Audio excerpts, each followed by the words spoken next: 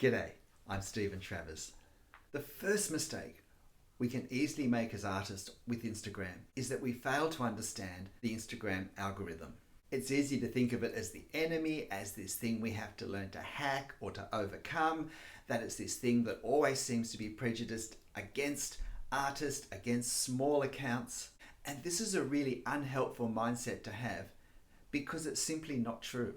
The algorithm has one job, and that's to keep people on Instagram. Because the longer people are kept on Instagram, the more income Instagram will make from advertising. And it's that simple. So if I want to have an Instagram account that grows, I need to have an Instagram account that keeps people on Instagram.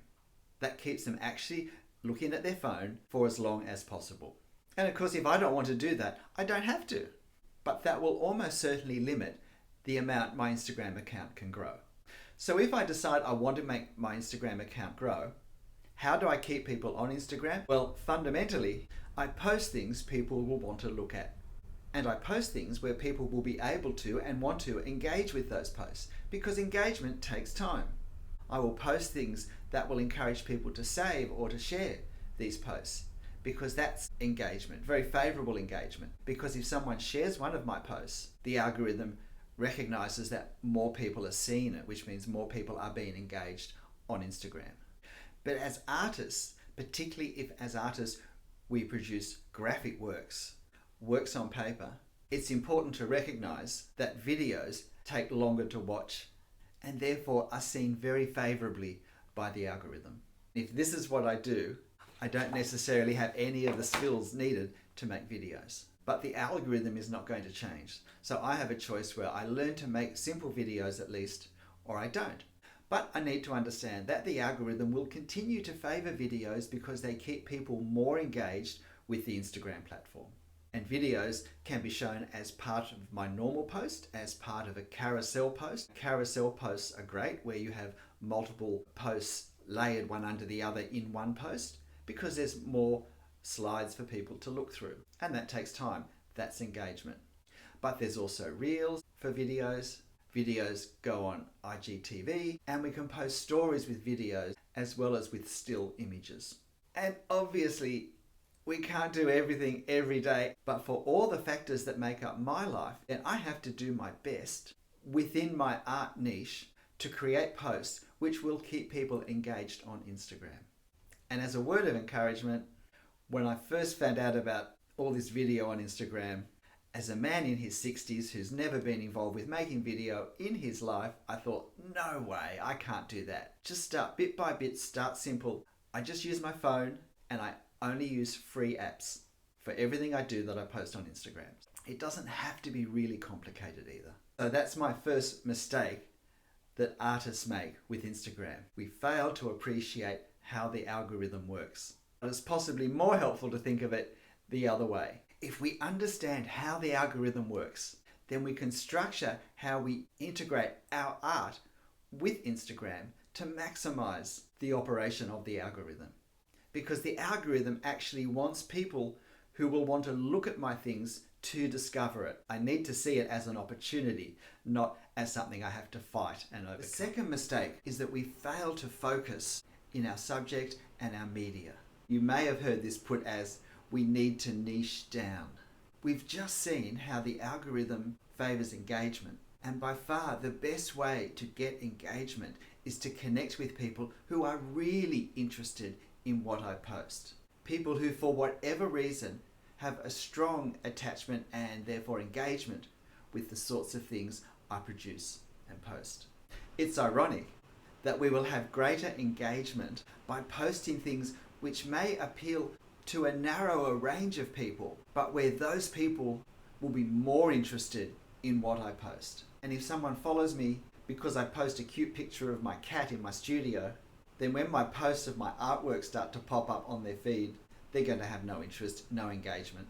And that will actually tell the algorithm that people aren't very interested in my work. But it could be more art related. I could have a week or a few weeks of posting anime and get all these anime fans interested in my work. But then the next week, I start posting watercolors of seascapes And all the people who followed me because of my anime posts think I'm not interested in that, and they flick them away very quickly.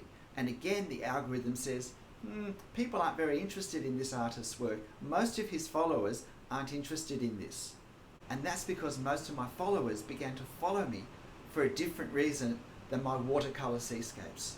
It's not saying my anime artwork wasn't great. It's not saying my watercolor seascapes aren't great. But they're not going to appeal to the same person, most likely, with the same level of engagement. If I really love doing anime and doing watercolor seascapes, then my best option is to have two separate Instagram accounts, one for each part of my art. I learned this lesson very clearly, very early on. The second mistake is that we fail to focus in our subject and our media. You may have heard this put as, we need to niche down. We've just seen how the algorithm favors engagement, and by far the best way to get engagement is to connect with people who are really interested in what I post. People who, for whatever reason, have a strong attachment and therefore engagement with the sorts of things I produce and post. It's ironic that we will have greater engagement by posting things which may appeal to a narrower range of people, but where those people will be more interested in what I post. And if someone follows me because I post a cute picture of my cat in my studio, then when my posts of my artwork start to pop up on their feed, they're going to have no interest, no engagement. And that will actually tell the algorithm that people aren't very interested in my work. But it could be more art related. I could have a week or a few weeks of posting anime and get all these anime fans interested in my work. But then the next week, I start posting watercolors of seascapes. And all the people who followed me because of my anime posts think I'm not interested in that. And they flick them away very quickly. And again, the algorithm says, people aren't very interested in this artist's work. Most of his followers aren't interested in this. And that's because most of my followers began to follow me for a different reason than my watercolor seascapes.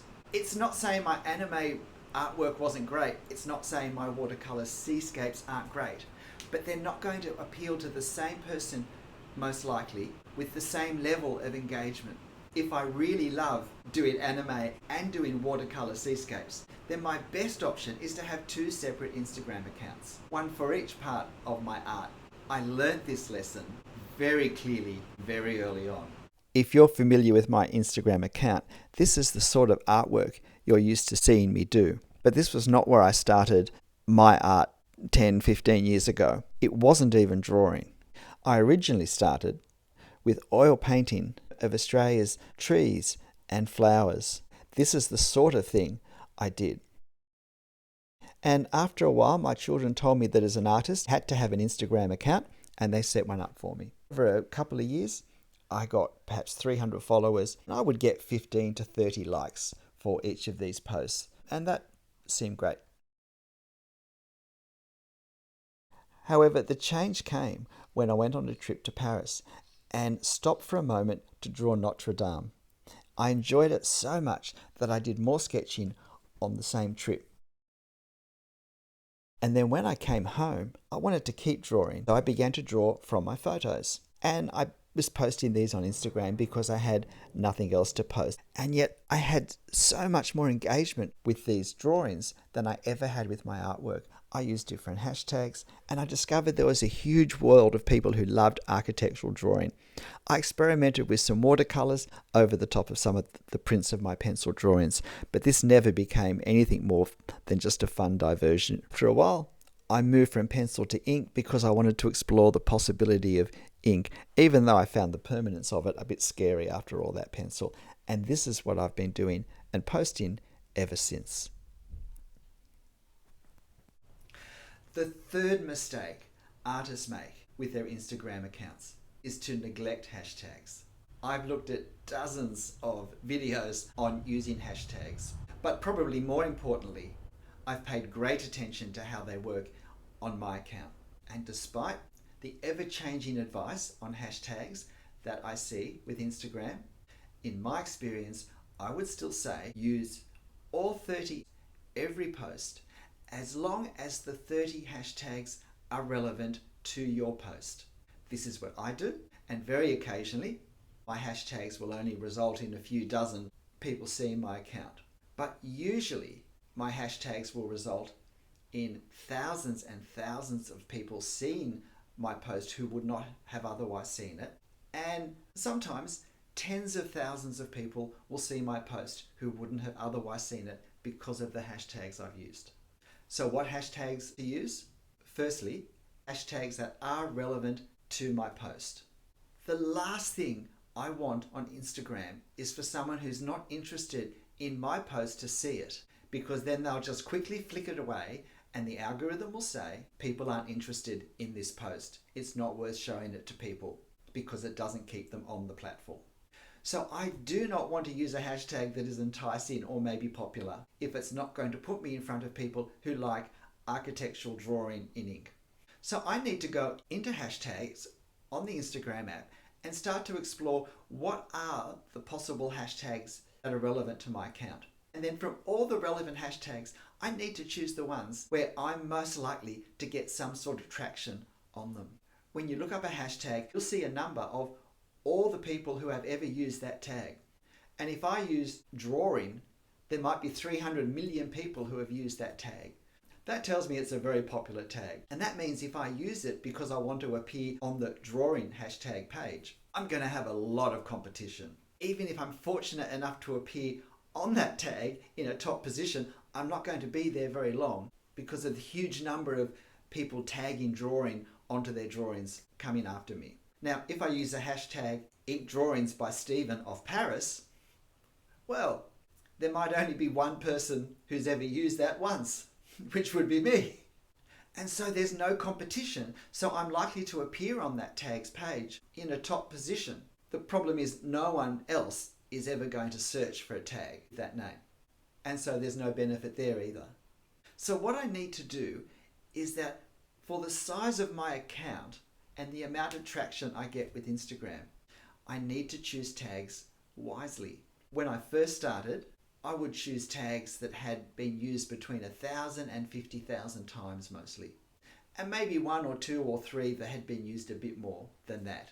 I would never dream of using a tag greater than, say, 500,000 uses. As my account grew, as my followers grew, as my engagement with the algorithm grew, I kept increasing that threshold. I got to the point where I would seldom use a hashtag that was less than 50,000 uses. And I began to appear on ones up to 60 million on the first 9.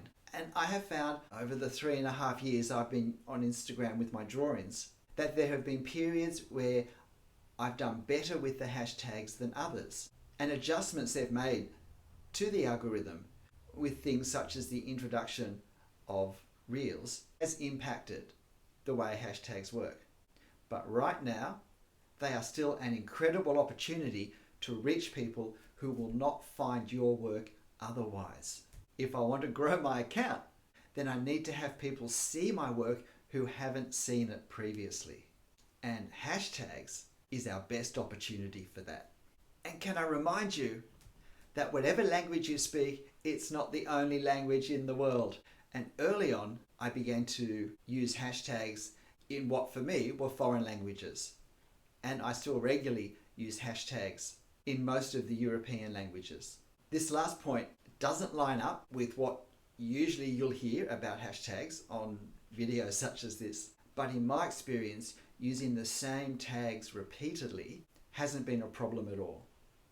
And so I have several blocks of tags stored as notes in my phone, which I found to be a good match for the size of my account, so that I can just cut and paste them, because it does take a long time to type 30 tags in every post. As I said, hashtags are probably the most accessible way for artists to reach people with their artworks who have not come across them previously and who might not come across them any other way. So don't let that opportunity slip away. And if you're really not sure what tags to use, find some accounts that are similar in size to yours, doing the same sort of work that you do in terms of subject and media, and have a look at their tags. Write them down. Search those tags on Instagram and have a look at how many people use them and work out what are the best ones for you to use. So, have you been making any of these 3 mistakes? find some current videos that explain the algorithm in detail for how it is now, whatever date you're watching this video, and understand how it works.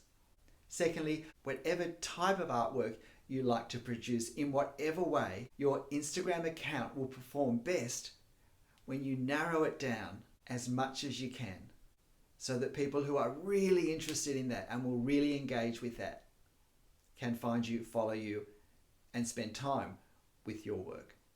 And thirdly, are you neglecting hashtags? Do you just type any old thing in, or have even stopped bothering with them at all? Because they are still, many of us, the easiest way we can connect with people who won't come across our work any other way and who may love it. I hope this has been helpful. Keep drawing, have fun. I'll see you next time. Bye.